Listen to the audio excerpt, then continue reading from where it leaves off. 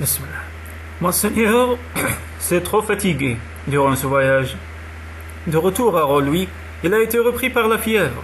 Il tousse plus que jamais. Très souvent, ses quintes amènent des craquements de sang. L'oncle et la tante l'épient, comme charognard qui patiente. Sa laine est silencieuse, d'humeur visiblement morose.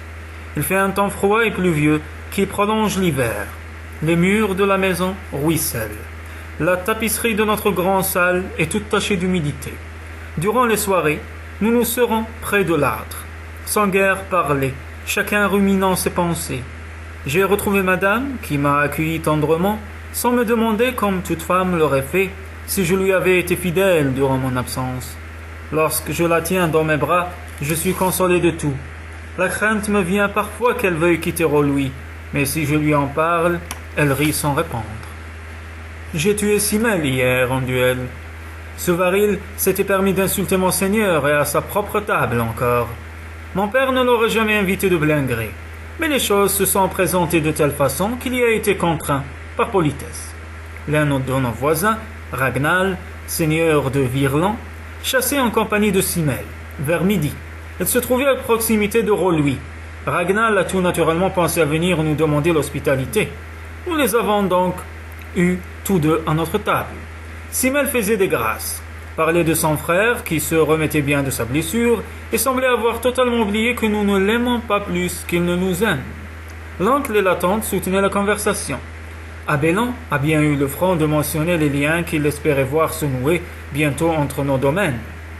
Monseigneur parlait avec Ragnal. Leur échange de propos a débouché sur le conseil de Fontaine. L'oncle et Simel se sont enflammés. Mon père était bien trop las pour désirer une dispute. Il n'a tenu que des propos très modérés. Mais Simel braillait, très impoliment, emporté par sa hargne. Il a soudain lâché une allusion blessante au goût que Monseigneur pouvait avoir pour l'odeur des peaux blanches. Mon père aurait voulu, je le sais, le tuer lui-même. Il a pâli, s'est levé brusquement, mais il est retombé sur sa chaise, secoué par une quinte. Une mousse de sang vert lui est venue en l'air. J'ai dit, laissez père, ceci me regarde autant que vous.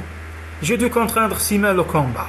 Il avait insulté mon père sottement, sans réfléchir aux conséquences. Il ne désirait pas se battre, surtout pas contre moi.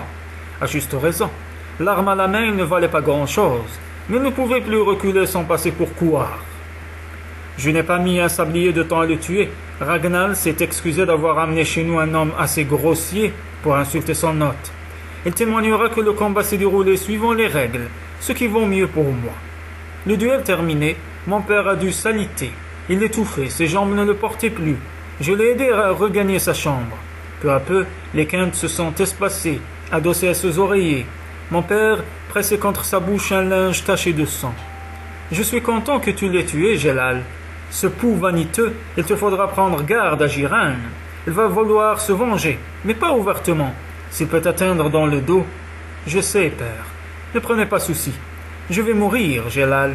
Si, je le sais. Je viens de le comprendre. Je désirais écraser cette vermine et je n'en étais plus capable. C'est une chose dure à accepter. Pas la mort, non, mais cette faiblesse du corps qui soudain vous trahit.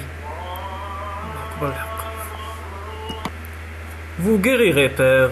Non, et je dois te parler, pendant qu'il en est temps, Gélal. Tiens, Rolui. Ils essaieront de te le prendre, Abélon le premier. Tiens le domaine, il est à toi. Si tu ne le fais pas, ma vie n'aura pas eu de sens. Les doigts de Monseigneur s'incrustaient dans mon bras. Je tiendrai, Rolui, père. Je vous en fais la promesse. Bien, écoute encore. Donne ta sœur à un homme de son choix, et marie-toi pour le domaine. C'est la seule chose qui compte, tu verras. J'obéirai à vos désirs, père. Vous le savez bien. Oui, tu es un bon fils. Tu as toujours été un bon fils. Jamais je n'en ai désiré d'autre. Je voulais que tu le saches. Laisse-moi à présent. Je dois me reposer. Mon oncle a ramené Beauvalier, le corps de Simel. Ragnal l'accompagnait pour porter témoignage. J'avais chargé Abélon d'un message pour Giran. Lorsqu'il serait guéri de sa blessure, je me tiendrais à sa disposition s'il voulait exercer son droit de vengeance.